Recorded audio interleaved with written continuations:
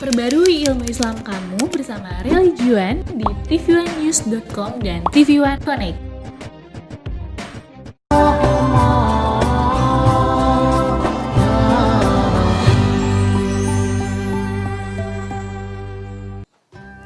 Assalamualaikum warahmatullahi wabarakatuh.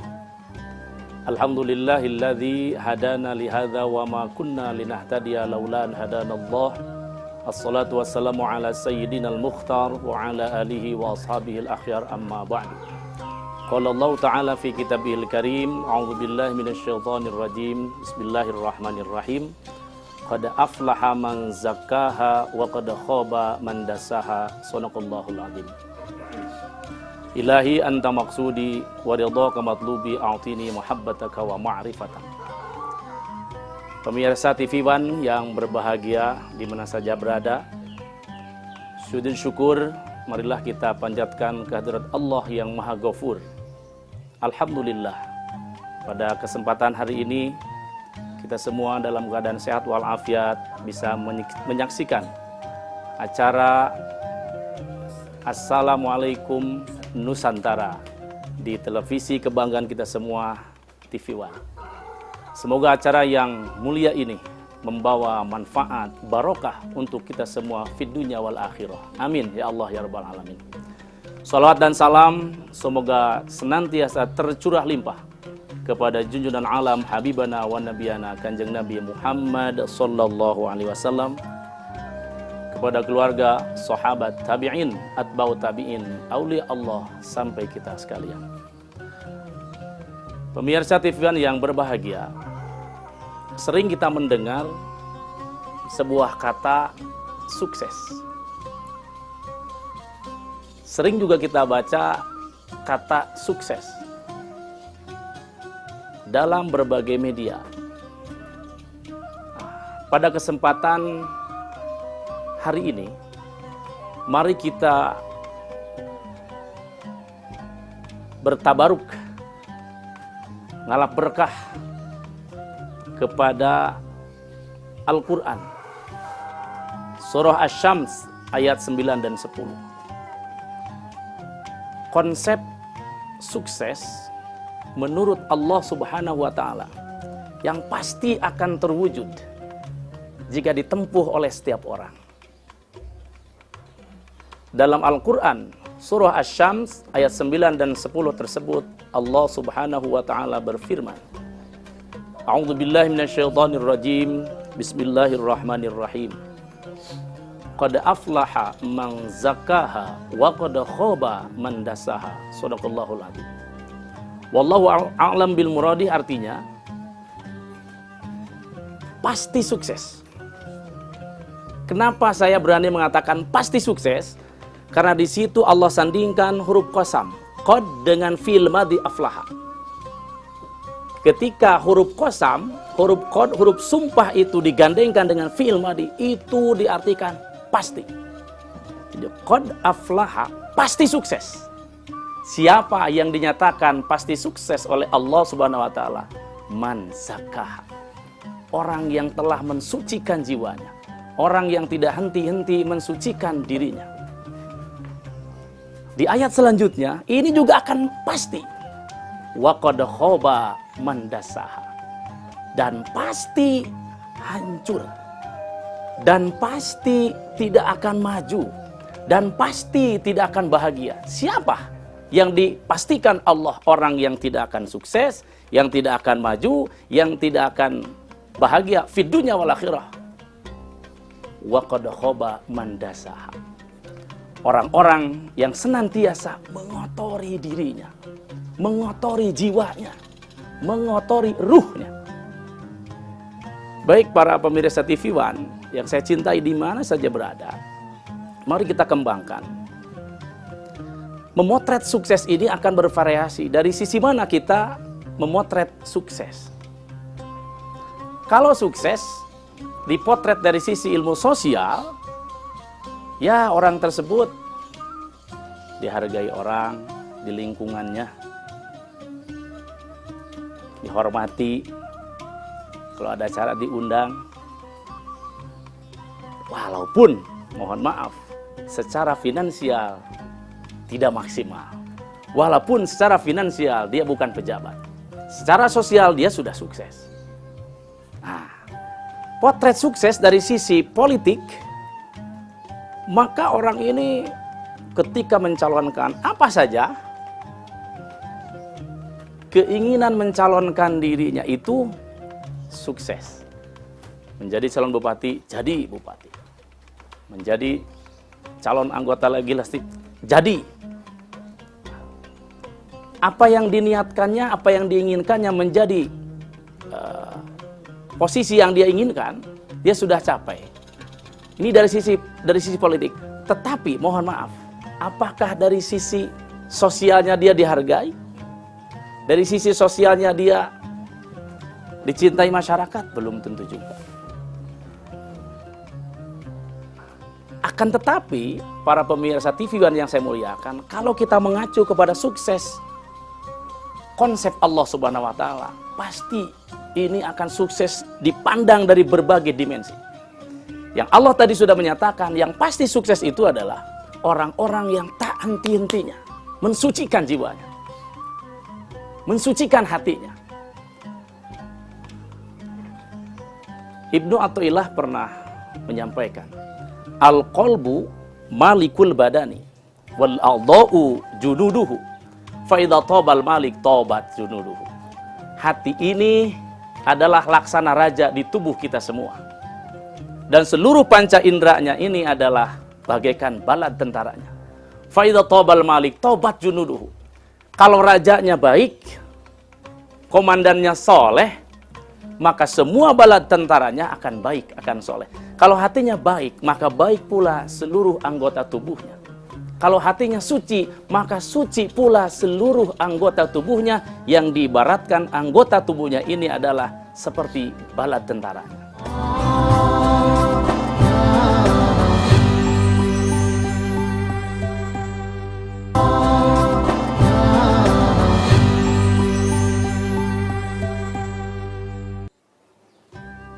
Para pemirsa TV One yang saya muliakan, kalau hati seorang big boss di sebuah perusahaan suci, maka dia akan sukses memimpin perusahaannya. Karena seorang big boss yang hatinya suci, dia akan memberi contoh setiap pekerjaan yang diinstruksikan kepada semua bawahannya. Dia akan lebih disiplin, dia datang akan lebih tepat waktu, lebih awal waktu, berpakaian akan lebih rapi. Dia akan menghargai kinerja dari bawahannya, tidak akan meremehkan. Dia akan proporsional kepada para bawahannya. Kalau seorang pejabat hatinya suci, pun demikian. Dia akan memimpin dengan adil. Dia tidak akan sombong ketika menjadi pejabatnya. Dia akan menyalurkan hak-hak masyarakat. Masalahnya, para pemirsa TV yang saya muliakan, berbicara kesucian hati ini mudah diucapkan. Tapi pada pelaksanaannya, saya tidak mau mengucapkan sulit. Tapi mari kita bersama-sama belajar. Apa saja sih kotoran hati ini yang akan membuat manusia tidak sukses? Yang akan membuat manusia gagal dalam karirnya, tidak akan dihargai oleh lingkungannya. Mungkin dia sendiri, it's okay. Istilah orang Sunda, asapang bener nawe. Padahal orang lain sangat jelas melihat kekotoran ruh kita. Dalam kitab Tanwirul Qulub, pimpinan penyakit hati ini ada 7. Kalau dibiarkan, ini bisa beranak. Mari kita absen. 1, kibrun. Boleh saya sedikit nadakan. 1, kibrun artinya sombong. 2, hirsun artinya serakah. 3, bukhlun artinya pelit. 4, kaslanun artinya pemalas. 5, godobun artinya pemarah. 6, kidbun artinya pembohong. 7, hasadun artinya iri dengki. Pemirsa TV One yang saya cintai semuanya, di mana saja berada, 7 pimpinan penyakit hati ini kalau dibiarkan dia akan beranak. Dia akan beranak dan akan mengerak. Apalagi hati yang tidak pernah mendengar tausiah ilmu-ilmu Allah lewat para masyayikh, lewat para ustadz, para kiai di pesantren, apakah pengajian rutin atau inkondisional, hati ini bisa gelap. Al-qalbu idza ghaba 'anil mawa'idhi umyun. Hati itu jika kosong dari ilmu-ilmu Allah, dari tausiah-tausiah yang disampaikan oleh para ulama, maka umyun, hati ini bisa menjadi gelap. A'udzubillahi min dzalik. Kalau hati sudah gelap, maka semua aktivitasnya tidak akan indah dipandang. Akan selalu banyak masalah, melakukan pelanggaran-pelanggaran baik dengan agama maupun negara. Satu, sombong. Sifat sombong ini sebetulnya hanya milik Allah Subhanahu wa taala. Ciri orang sombong itu batarul haq wa ghamtun nas. Sifat sombong ini suka menolak kebenaran. Kalau sehari-hari lah, kalau bahasa sehari-harinya, dia nggak mau dengerin orang. Kalau dia ngomong mah mau, harus didengerin orang. Dia enggan kalau mendengar nasihat, tapi kalau dia menasihati inginnya didengar. Yang kedua, ciri sifat sombong ini bukan untuk orang lain, saya sendiri yang di sini dipercayai lah, boleh saya bilang, oleh kru TV-an ini. Saya jauh dari itu, saya juga sama, masih sedang belajar. Ciri sifat sombong yang kedua ini, wa ghamtun nas. Suka meremehkan kepada sesama manusia. Ciri hati kotor itu, indikasinya, ciri hati kotor itu selalu melihat kekurangan orang lain dan selalu melihat kelebihan dirinya. Sebaliknya, ciri hati yang suci selalu melihat kelebihan orang lain dan dia tidak melihat kelebihan dirinya. Berbahagialah yang Allah takdirkan hati-hati orang ini yang sudah diberi rasa seperti itu. Dia membesar di hadapan orang, dia diagungkan, dibanggakan, tapi dia tetap merunduk. Dan dia tidak akan tersinggung mau disebut namanya ataupun tidak, diberi penghargaan ataupun tidak, it's okay. Dia kerja terus, aktivitas positif dia lakukan. Nah, kembali, inilah para pemirsa TV yang saya muliakan. Kalau penyakit hati yang pertama ini sombong bercokol di hati kita, mimpi kita akan sukses dalam setiap aktivitas kita semua. Yang kedua, sifat yang akan mengotori hati kita, yang akan menghilangkan kesuksesan kita dalam setiap aktivitas kita di dunia ini adalah hirsun, serakah. Ya, serakah itu selalu dia mementingkan dirinya dan tidak boleh kalau ada rizki diberikan kepada orang lain. Bahkan mohon maaf pemirsa TV yang saya muliakan, salah satu indikasi kita terjangkit sifat hirsun, kita enggan mengeluarkan zakat, kita enggan mengeluarkan sedekah. Kalau dalam lahiriah fisik kita, kita enggan senyum sama orang lain. Hati-hati.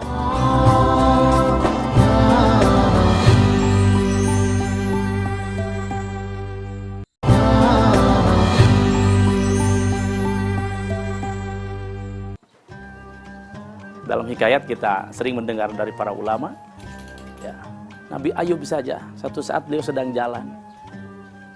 Kemudian di tengah jalan ada seekor anjing.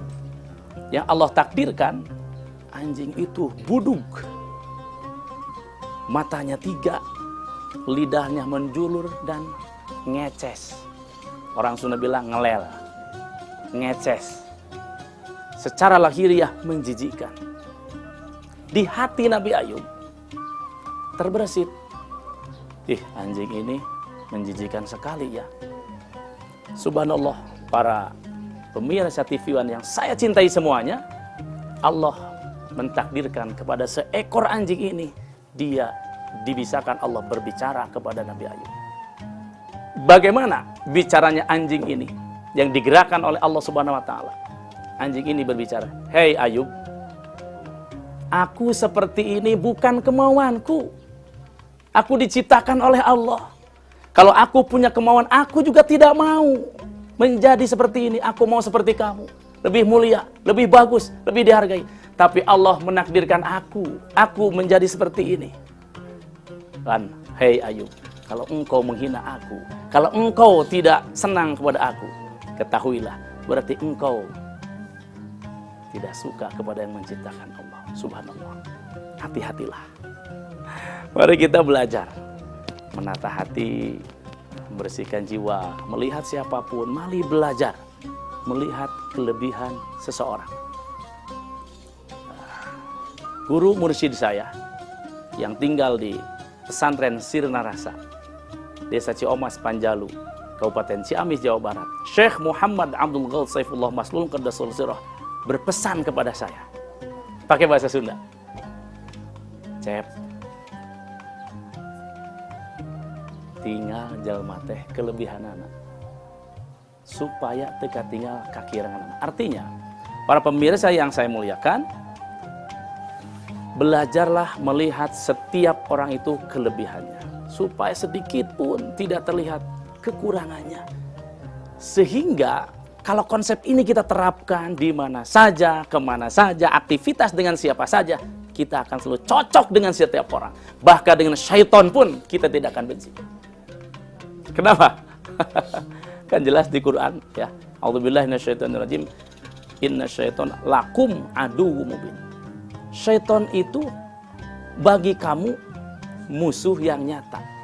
Ulama ahli ma'rifat menyatakan, biarkan saja setan memusuhi kita. Karena ditugaskan Allah untuk menggoda kita. Kita mah jangan memusuhi syaitan. Karena syaitan ciptaan Allah Subhanahu wa ta'ala. Mari belajar. Saya juga sama.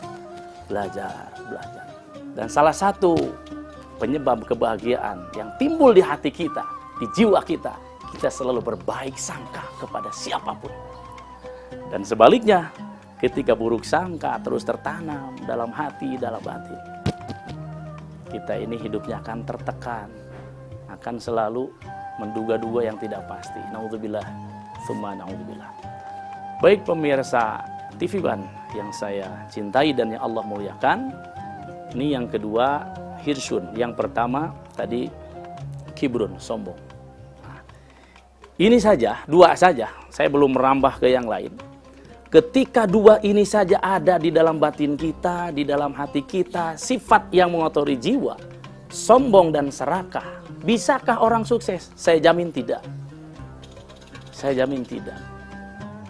Tidak akan bisa. Ya. Karena dalam kehidupan ini kita tidak bisa hidup sendiri. Orang sombong itu yang tadi kan cirinya tidak menghargai pendapat orang, tidak mengapresiasi jasa orang. Kita lihat yang kecil-kecil aja. Saya pakai baju ini, pakai peci ini. Berapa ribu orang yang terlibat di pakaian yang saya pakai. Ini kain dari apa? Nanti diolah di pabrik. Berapa ribu orang yang kerja di pabrik itu. Keringat mereka bercucuran. Ya. Subhanallah.